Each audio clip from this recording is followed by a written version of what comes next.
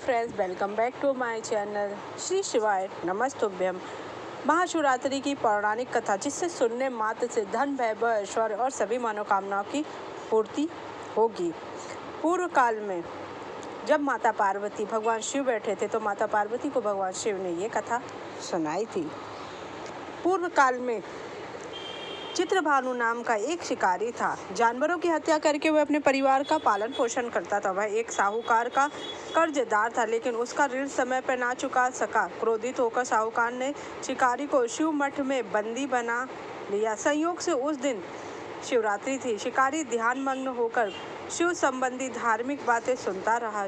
चतुर्दशी को उसने महाशिवरात्रि व्रत की कथा सुनी। शाम होते ही साहूकार ने उसे अपने पास बुलाया और ऋण चुकाने के लिए विषय में बात की। शिकारी अगले दिन सारा ऋण लौटा देने का वचन देकर बंधन से छूट गया। अपनी दिनचर्या की भांति वह जंगल में शिकार के लिए निकला, लेकिन दिन भर बंदी गृह में रहने के कारण भूख प्यास से व्याकुल था। शिकार खोजता हुआ वह बहुत दूर निकल गया। जब अंधेरा हो गया तो उसने विचार किया कि रात में ही बितानी पड़ेगी। जंगल में वह वन एक तालाब के किनारे एक बेल के पेड़ पे चढ़कर रात बिताने का इंतजार कर रहा था। बिल्व वृक्ष के नीचे शिवलिंग था, जो बिलपत्रों से ढका हुआ था। शिकारी को उसका पता नहीं चला। पड़ताव बताते समय उसने जो टहनियाँ तोड़ी थी वह संयोग से शिवलिंग पर गिर पड़ी। इस प्रकार दिन भर भूखे प्यासे शिकारी का व्रत भी हो गया और शिवलिंग पर बिलपत्र भी चढ़ गए। एक पहर बीत जाने पर एक गर्भिणी हिरणी तालाब पर पानी पीने पहुंची। शिकारी ने धनुष पर तीर चढ़ाया। जो ही प्रत्यंचा खींची, हिरणी बोली, मैं गर्भवती हूँ, शीघ्र ही प्रसव करूंगी। तुम एक साथ दो जीवों की हत्या करोगे, जो ठीक नहीं है। मैं बच्चे को जन्म देकर शीघ्र तुम्हारे समक्ष उपस्थित हो जाऊंगी, तब मार लेना मुझे। शिकारी ने प्रत्यंचा ढीली कर दी और हिरणी जंगली झाड़ियों में विलुप्त हो गई। प्रचंडा ढल चढ़ाने तथा ढीली करने के वक्त कुछ बिलपत्र अनायास ही टूट कर शिवलिंग पर गिर गए। इस प्रकार अनजाने में ही प्रथम पहर की पूजा भी संपन्न हो गई। कुछ देर बाद एक और हिरणी उधर से निकली।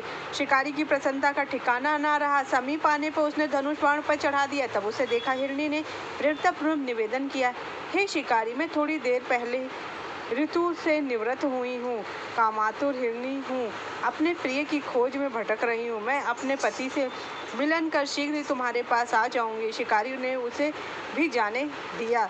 2 बार शिकार खो कर उसका माथा ठनका। वह चिंता में पड़ गया। रात्रि का आखिरी पहर बीत रहा था। इस बार भी धनुष से लगकर कुछ बिलपत्र शिवलिंग पर गिरे तथा दूसरे पहर की भी पूजा हो गई। तभी एक अन्य हिरणी अपने बच्चे को साथ उधर से निकली। शिकारी के लिए यह स्वर्णिम अवसर था। उसने धनुष पर प्रत्यंचा चढ़ाकर तीर ढीला से ही उसने धनुष पर तीर चढ़ाने में देरी नहीं लगाई।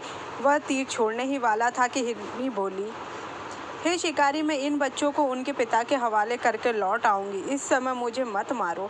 शिकारी हंसा और बोला, सामने आए शिकार को छोड़ दूं, मैं ऐसा मूर्ख नहीं हूँ।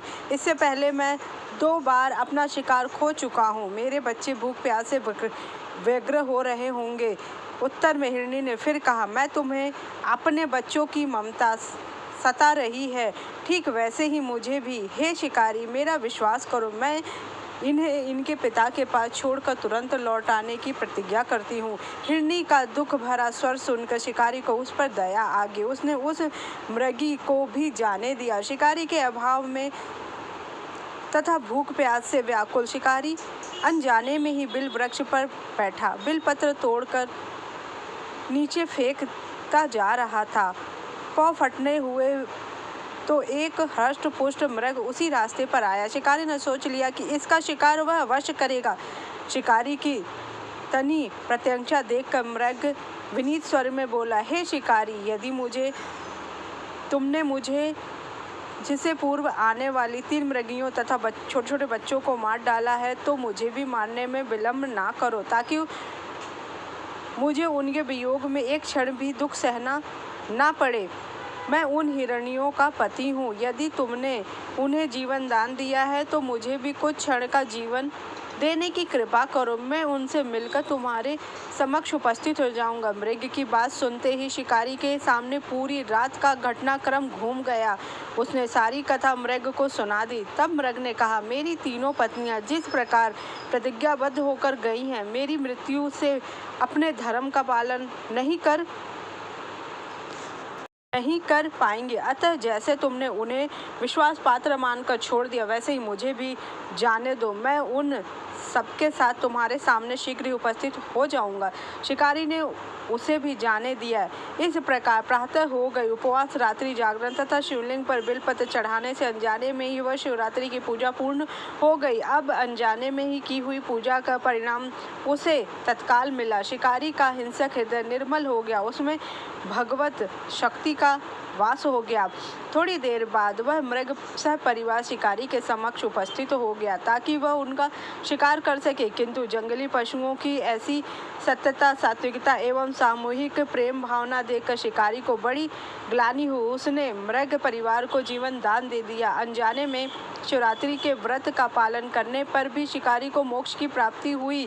जब मृत्यु काल में यमदूत उसके जीवन को ले जाने आए तो शिवगणों ने उन्हें वापस भेज दिया तथा शिकारी को शिवलोक ले गए। शिव जी की कृपा से ही अपने इस जन्म में राजा चित्रभानु अपने पिछले जन्म को याद कर रख पाए तथा शिवरात्रि के महत्व को जानकर उसका अगले जन्म में भी पालन कर गए। शिकारी की कथा अनुसार महादेव तो अनजाने में किए गए व्रत